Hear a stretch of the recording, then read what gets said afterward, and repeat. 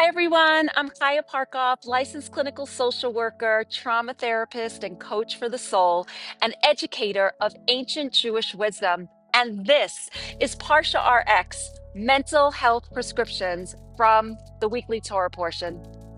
This week, we begin the Torah again with Parshat Bereshit. And today, when I am filming this video on the holiday of Hoshana Raba, the world witnessed something extraordinary, light piercing through darkness as all of the living hostages were reunited with their families.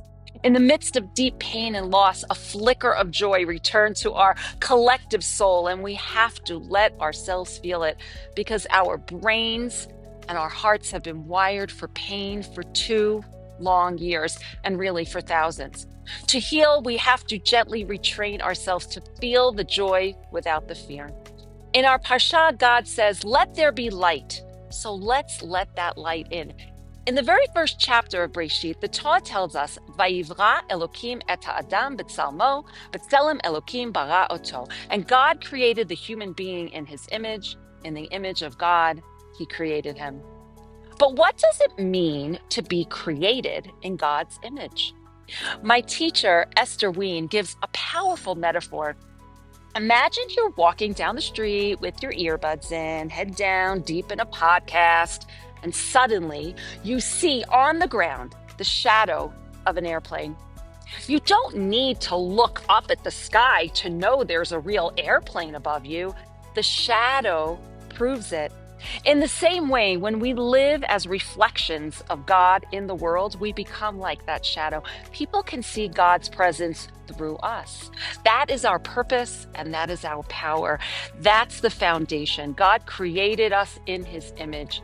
Before we say anything else, before we talk about purpose, struggle, resilience, we have to let that truth land.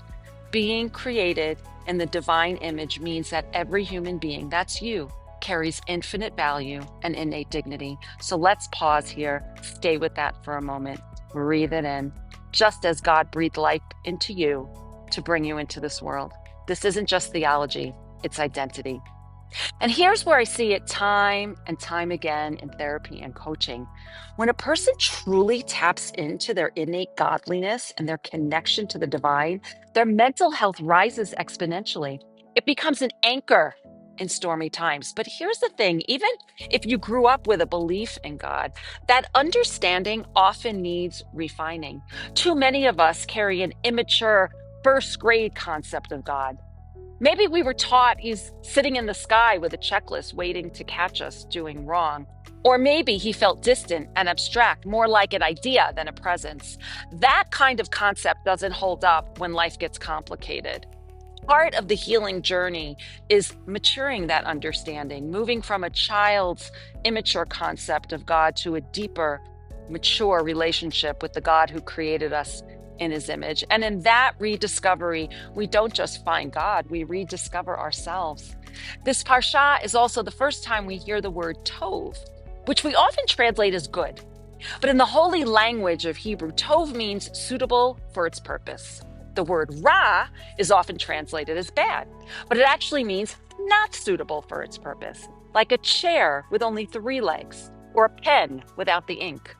In the same way, we are tov when we live aligned with our purpose to reflect God through our unique gifts, talents, and capabilities. When we forget our purpose, we miss the mark, not living as we were created to live. And this brings us to the Yetzer Hara, the so-called evil inclination. It's not an outside force. It was created by God himself, part of his design. Its role is to challenge us, and its greatest joy is when we rise above it. Just like a boxing coach feels proud when their student knocks them down, the Yetzer Hara actually fulfills its purpose when we master it.